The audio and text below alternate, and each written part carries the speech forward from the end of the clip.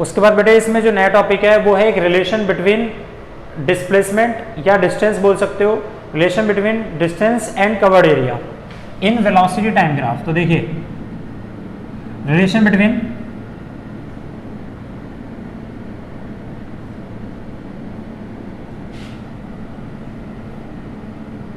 Distance, क्योंकि straight line में straight line motion है तो इसमें डिस्टेंस और डिस्प्लेसमेंट दोनों ही एक होते हैं, distance and covered area in velocity time graph. देखो जी, सपोज टू बी हमने लेट करा ये हमारे पास वेलोसिटी टाइम ग्राफ है, this is velocity and this is time. ये वेलोसिटी टाइम ग्राफ हमें गिवन है और हमें इस वेलोसिटी टाइम ग्राफ में हमने लेट कर लिया कि एक बॉडी यहाँ से चलना शुरू करती है तो उसकी वेलोसिटी कितनी है यहाँ पर 0। इस तरह से अगर मैं जैसे से मेरे टाइम बढ़ता जाएगा तो ये वाली लाइन पर हमारा टाइम बढ़ता जाता है, इस डायरेक्शन में हमारी वेलोसिटी बढ़ती है। ये सपोज टू बी एक बॉडी की वेलोसिटी है, कितनी वेलोसिटी है v।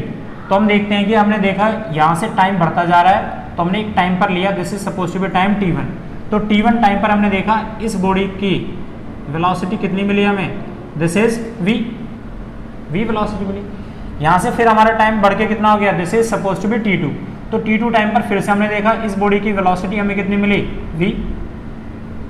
तो इसका मतलब ये हुआ ये जो वेलोसिटी है ये वेलोसिटी इस टाइम के साथ कुछ एरिया कवर करती है। तो यहां से अगर मैं इसका t1 से t2 के बीच में देखूं तो t1 से t2 के बीच में ये स्लोप ने इस टाइम के साथ कुछ एरिया को कवर कर लिया। ये क्या है हमारा, दिस इज स्लोप।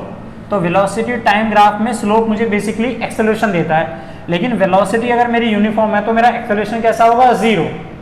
तो लेकिन ये जो स्लोप है इस टाइम एक्सिस के साथ t1 से t2 टाइम के बाद, t1 पे देखा इसकी वेलोसिटी v1 है, t2 पे देखा इसकी वेलोसिटी v2 है, कितनी है, v है। तो इसका मतलब दोनों t1 और t2 पे इसकी वेलोसिटी में कुछ बदल नहीं रही, लेकिन t1 और t2 के बीच में इस स्लोप ने इस टाइम के साथ कुछ एरिया को क्या करा, कवर कर लिया। इन दोनों के बीच में ये तो एरिया कवर हुआ, this is slope and this is time. तो स्लोप टाइम एक्सिस के साथ कुछ एरिया कवर करता है। ये कवर्ड एरिया कितना होता है तो इसे हम कैलकुलेट कर सकते हैं। देखिए सपोज टू बी कैसे, ये क्या है, A है, ये क्या है, B, ये पॉइंट C है, ये सपोज टू बी D है। अगर मैं आपसे पूछूं यहां से यहां तक का ये AB किसके इक्वल है, आंसर है CD के इक्वल है भाई। और AB को मैं क्या लिख सकता हूं, आंसर है T2 में से अगर मैं T1 को माइनस करूं तो ये कितना आ गया, this is T2 minus T1। अब यहां से यहां तक का जो डिस्टेंस है AD, ये किसके इक्वल है, आंसर है BC के इक्वल है। और ये किसके इक्वल है, आंसर है ये वेलोसिटी के पैरेलल है, तो ये वेलोसिटी होगी। अब नाउ मेरा हमारा क्वेश्चन ये था इसमें, now the covered area under velocity time graph. भाई ये वेलोसिटी टाइम के बीच में तो एक कवर्ड एरिया है, वेलोसिटी टाइम के बीच में तो कवर्ड एरिया है। तो now the covered area under velocity और टाइम, ये हमें क्या दे रहा है, इज इक्वल टू, हम किसके इक्वल लिख सकते हैं इसे, तो आंसर है एरिया ऑफ रेक्टेंगल। अरे ये वेलोसिटी और टाइम के बीच में एक रेक्टेंगल जैसे तो आ गया। अगर मुझे इसका एरिया निकालना हो रेक्टेंगल का तो हम क्या लगाएंगे, L इंटू बी। तो ये डिस्टेंस यहाँ से यहाँ तक कितना हो गया, दिस इज AD, और ये डिस्टेंस यहाँ से यहाँ तक कितना हो गया, दिस इज AB। तो AD कितना है हमारा, तो AD को हम V लिख सकते हैं, दिस इज V। और AB को हम क्या लिख सकते हैं, AB is equal to T2 minus T1। ये किसका फार्मूला होता है, तो हमें पता है कि velocity is equal to displacement upon में टाइम ही तो होता है बेटे। तो x2 minus x1 is equal to v into T2 minus T1। और ये x2 माइनस x1 क्या हमारे पास, डिस्टेंस स्ट्रेट लाइन में बोलो या डिस्प्लेसमेंट, तो दिस इज नोन एज क्या, डिस्प्लेसमेंट। तो इसे हम क्या लिख सकते हैं, दिस इज नोन एज क्या, डिस्प्लेसमेंट। और ये क्या है, एरिया अंडर वीटी ग्राफ। तो इससे एक बात समझ में आई, एरिया अंडर वीटी ग्राफ हमें हमेशा क्या देगा, डिस्प्लेसमेंट देगा। तो फिर से ध्यान रखना, वेलोसिटी टाइम ग्राफ में स्लोप हमें एक्सेलरेशन देता है, लेकिन वेलोसिटी टाइम ग्राफ में जो कवर्ड एरिया होता है अंडर स्लोप और टाइम के बीच का, स्लोप और टाइम के बीच का जो कवर्ड एरिया होता है वेलोसिटी टाइम ग्राफ में, वो हमेशा क्या देता है, डिस्प्लेसमेंट। तो ये मेरा टोटल क्या है, डिस्प्लेसमेंट। जो कि बॉडी स्ट्रेट लाइन में मूव करती है तो डिस्टेंस और डिस्प्लेसमेंट दोनों ही क्या होते हैं, एक बराबर होते हैं। This is displacement. जैसे कि अगर मैं आपसे पूछूं कि यहाँ पर ये एक वेलोसिटी है और ये टाइम है और ये हमारा स्लोप है, तो वेलोसिटी टाइम ग्राफ में जो ये स्लोप है, ये मुझे एक्सेलरेशन देता है, लेकिन ये स्लोप इस टाइम एक्सिस के साथ जितना एरिया कवर कर रहा है, ये एरिया, ये मुझे क्या देगा, डिस्प्लेसमेंट देता है। तो ये आपको समझ में आना चाहिए। क्वेश्चन करते हैं इस पे। जैसे कि क्वेश्चन नंबर फर्स्ट मैंने आपको दिया, ये हमें एक वेलोसिटी टाइम ग्राफ दिया हुआ है। This is velocity and this is time. तो ये कितना है सपोज टू बी,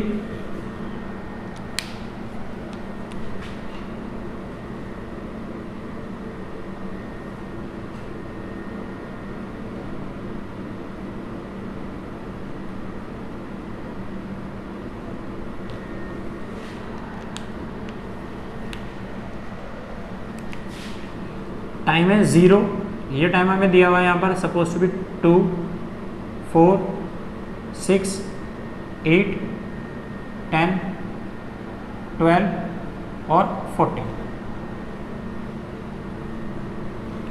और ये वेलोसिटी हमारे पास 2 और 4 और ये लगभग बराबर है। ये कितना है, -2 और ये कितना है, -4। तो पहला क्वेश्चन इसमें ये पूछा गया, हमसे बोला है कि फाइंड करिए,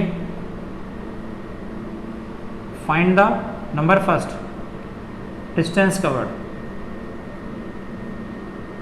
और नंबर दूसरा है डिस्प्लेसमेंट कवर्ड। तो एक बात हमेशा ध्यान रखना बेटे, क्योंकि ये मोशन कैसा है, तो आंसर है मोशन इन वन डायमेंशन है। और हमें एक बात पता है कि जो डिस्टेंस होता है, डिस्टेंस एक वो पॉजिटिव क्वांटिटी होती है, distance is a positive quantity. अगर मैं यहाँ से इस डायरेक्शन में आगे जा रहा हूँ और फिर मैं वहाँ से वापस आता हूँ, तो मेरा डिस्टेंस हमेशा कैसा रहेगा, पॉजिटिव रहेगा। अगर मैं 10 मीटर आगे जाके 6 मीटर पीछे भी वापस आता हूँ तो मेरा टोटल डिस्टेंस हुआ 16 मीटर, लेकिन ये टोटल डिस्टेंस जो 16 मीटर का, ये हमेशा पॉजिटिव होगा। तो हम डिस्टेंस को ऐसे समझ सकते हैं कि जिस डायरेक्शन में हम चलते हैं, हमारी नाक की जो डायरेक्शन होती है वो हमेशा पॉजिटिव होती है, इसलिए डिस्टेंस हमेशा कैसा रहेगा, पॉजिटिव क्वांटिटी रहेगा। क्योंकि डिस्टेंस एक क्या है, डिस्टेंस एक वो पाथ है जिस पर हम एक्चुअली चल कर जाते हैं। दूसरी बात आती है डिस्प्लेसमेंट की। तो डिस्प्लेसमेंट क्या है, तो आंसर डिस्प्लेसमेंट एक कैलकुलेशन होती है, सिर्फ एक मेजर्ड वैल्यू होती है इनिशियल और फाइनल पॉइंट के बीच की। और डिस्प्लेसमेंट हमें पता है पॉजिटिव भी हो सकता है, नेगेटिव भी हो सकता है और जीरो भी हो सकता है। तो जब भी हमें वेलोसिटी टाइम ग्राफ में डिस्टेंस निकालना पड़ेगा तो डिस्टेंस हमेशा कवर्ड एरिया देगा, लेकिन वो कवर्ड एरिया चाहे नेगेटिव में बन रहा हो या पॉजिटिव में बन रहा हो, डिस्टेंस हमेशा कैसा लिया जाएगा, पॉजिटिव। लेकिन डिस्प्लेसमेंट किस पर डिपेंड करता है, तो आंसर है डायरेक्शन पर डिपेंड करता है। अगर मेरा एरिया पॉजिटिव एक्सिस में बना है तो हम पॉजिटिव लेंगे, नेगेटिव एक्सिस में ग्राफ बनाए तो नेगेटिव लेंगे। लेकिन डिस्टेंस के साथ ऐसे कोई रूल नहीं होते, चाहे ग्राफ पॉजिटिव एक्सिस में बनाओ या नेगेटिव में हो, लेकिन डिस्टेंस हमेशा क्या होगा, प्लस ही काउंट होगा। तो प्लस में बनाओ या माइनस में हो, तो डिस्टेंस के लिए हमें टोटल जोड़ना पड़ेगा और जोड़ने के लिए हमेशा पॉजिटिव ही यूज करना है। इस बात को आप हमेशा ध्यान रखेंगे। तो अगर मुझसे पूछा गया है कि इसका टोटल डिस्टेंस बताओ, सॉल्यूशन की बात करूं तो इस टोटल डिस्टेंस को निकालने के लिए, तो ये वाला डिस्टेंस कौन मुझे बताएगा, वेलोसिटी टाइम में कवर्ड एरिया ही तो मुझे डिस्टेंस देता है या डिस्प्लेसमेंट। तो ये एरिया A1 हो गया, ये A2 और ये A3 हो गया। और डिस्टेंस हमेशा एक पॉजिटिव क्वांटिटी होती है, चाहे ग्राफ नेगेटिव में बनाओ या पॉजिटिव में, डिस्टेंस तो पॉजिटिव लेना है।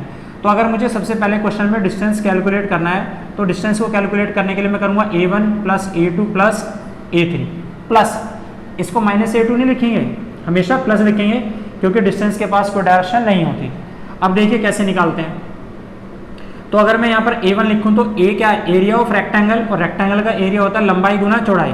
तो इसकी यहाँ से यहाँ तक की लेंथ कितनी है, 4, और इसकी विड्थ कितनी है, दिस इज 4 प्लस A2, ये भी एक रेक्टेंगल बन गया। तो यहाँ से यहाँ तक की टोटल लंबाई कितनी थी, 8, 8 में से 4 गया तो कितना बचा, 4। तो ये कितना है, 4, इसकी लंबाई 4 और चौड़ाई कितनी है, दिस इज 4। तो इसमें माइनस ही नहीं लिखते बेटे, क्योंकि ये प्लस रहता है, ये प्लस।